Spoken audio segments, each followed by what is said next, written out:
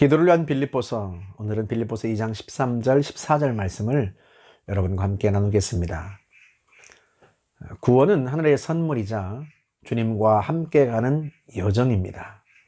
그런데 바울이 두렵고 떨림으로 너희의 구원을 이루라고 할 때의 구원은 길로서의 구원을 말하는 것이겠죠. 그렇다면 구원의 길에 들어선 성도가 힘써야 할 것이 무엇인가? 오늘 13절은 그 점에 대해서 우리에게 가르쳐 줍니다. 너희 안에서 행하시는 이는 하나님이시니 자기의 기쁘신 뜻을 위하여 너희에게 소원을 두고 행하게 하시나니. 예수님을 주인으로 모시고 그분과 함께 인생길을 걷게 된 성도에게 하나님이 주시는 게 있습니다. 그것이 무엇인가? 바로 소원입니다. 왜 소원을 주시는가? 자기의 기쁘신 뜻을 위하여. 다시 말하면 성도의 마음에 하나님의 뜻을 이루기 위한 소원을 주십니다. 우리가 그걸 흔히 비전이라고 말합니다. 하나님께서 나를 구원하신 이유가 무엇일까? 나는 무엇을 위해서 살아야 할까? 어떻게 하면 하나님을 기쁘시게 할 수 있을까? 하나님의 뜻이 무엇일까? 그 질문들로부터 비롯된 진정한 꿈, 비전을 하나님은 우리에게 주시는 거죠. 예수 믿기 전에는 그저 자기가 되고 싶은 것, 자기가 하고 싶은 것에 집중했습니다. 우리가 그걸 흔히 꿈이라고 말을 하죠.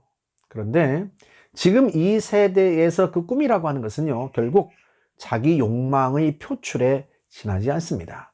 그리고 자본주의 사회에서 자신의 욕망이란 대개 돈을 말합니다. 몇 년 전에 한국 고교생 희망직업 설문조사를 벌인 적이 있었는데, 그때 설문조사에서 1위가 공무원이었고요. 2위가 건물주라는 정말 웃지 못할 통계가 발표된 적이 있었습니다. 저는 그때 이게 한순간의 해프닝인가 이렇게 생각을 했었거든요.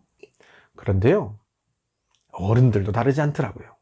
작년 11월에 잡코리아와 알바몬이 함께 성인 남녀 4,091명을 대상으로 설문조사를 했습니다. 언젠가 이루고 싶은 꿈의 직업이 있느냐? 이게 질문이었는데 97.8%가 있다고 대답했습니다. 그러니까 거의 대부분이 있다고 대답을 한 것인데, 그분들에게 다시 질문을 했습니다. 그 꿈의 직업이 무엇이냐? 그랬더니 1위가 창업 성공자였고 2위가 건물주, 3위가 공무원이었습니다. 여러분 놀랍지 않습니까? 아이들이나 어른들이나 다 건물주가 꿈의 직업이라고 표현을 한 거예요. 그렇다면 직설적으로 한번 물어볼까요? 하나님의 소원도 여러분이 건물주가 되는 것일까요? 여러분이 부자 되는 것이 하나님이 기뻐하시는 뜻일까요? 그것이 우리를 구원하신 이유일까요? 그 다음 14절에서 이런 말씀을 합니다. 모든 일을 원망과 시비가 없이 하라. 이 말씀에 비추어서 질문해 볼까요?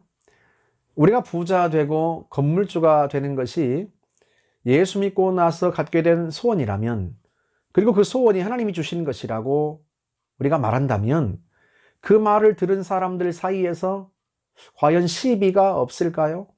그 소원을 이루어가는 과정에서 누군가에게 원망 들을 만한 일은 없을까요? 제가 너무 극단적인 예를 들었다고 생각하시나요?